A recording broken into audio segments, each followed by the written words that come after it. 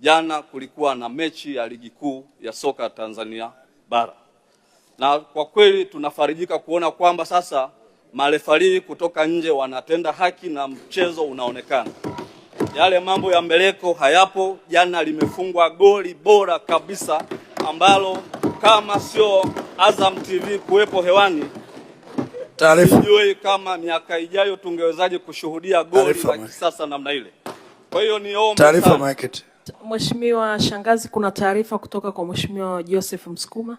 Nampongeza sana mzungumzaji, anazungumza vizuri, lakini nilitaka kumwambia kwa faida ya wengi aende akaangalie kwenye televisheni leo mchana akiwa amepumzika vizuri.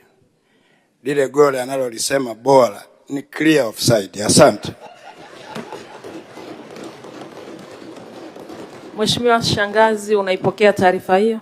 Mheshimiwa Mwenyekiti, taarifa hiyo naipokea, na ndio maana ninawapongeza Azam TV kwa sababu lile goli lingefungwa bila kuwepo kwa TV, hata Msukuma sijui siku za mbeleni angekuja nini kuwahadisia wananchi wake.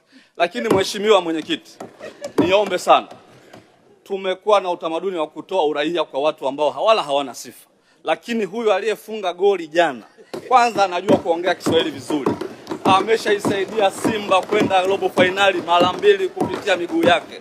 Hawa ndio aina ya watu ambao wanapaswa kupewa uraia wa heshima katika taifa letu. Sio tunawapa uraia watu ambao kiingia dakika 5 wamecheza faulu anatolewa nje. Taarifa Mwenyekiti. Asante Mwenyekiti, naunga mkono hoja. Taarifa Mwenyekiti. Mheshimiwa, taarifa. Mheshimiwa Shangazi, muda wako umeisha. Nakushukuru kwa mchango wako.